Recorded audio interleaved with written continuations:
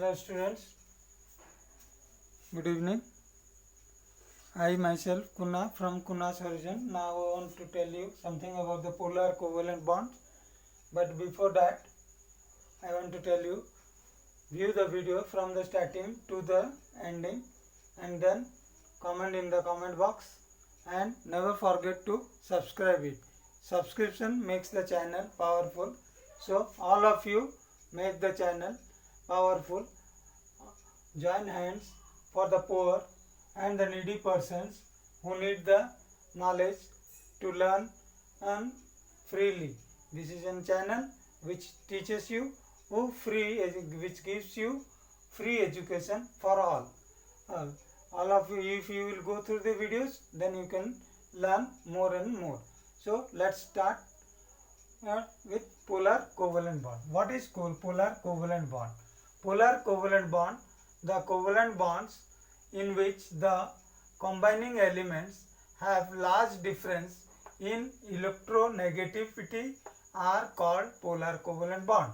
Again I am telling you, the covalent bonds in which the combining elements have large difference in electronegativity are called polar covalent bond.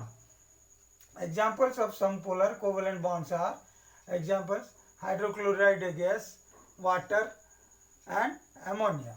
So in case of the hydrogen chloride gas, chlorine is more electronegativity than hydrogen.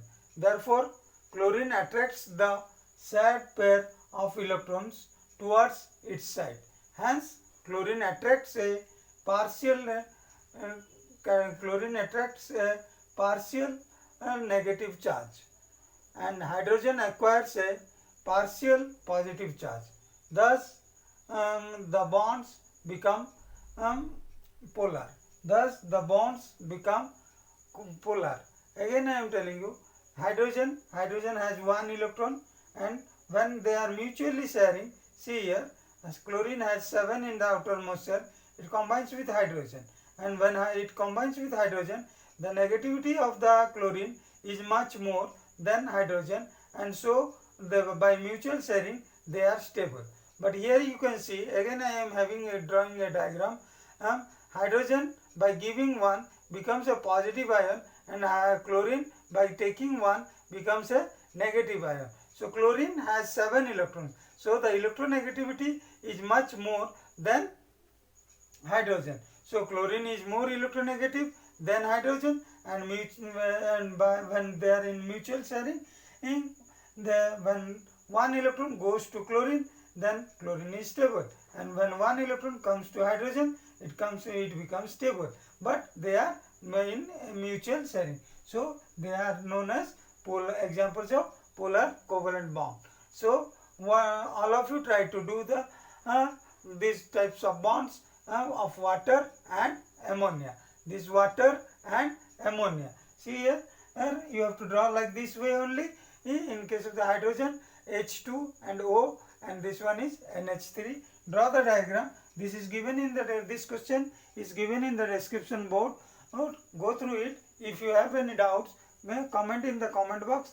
I will clear it again.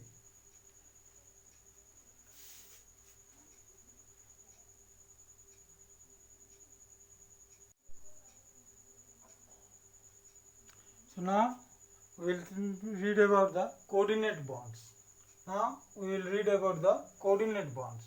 Coordinate bonds. The bond formed between two atoms by sharing a pair of electrons, both of which are contributed by only one of the bonding atoms but shared by both atoms, are known as coordinate bonds.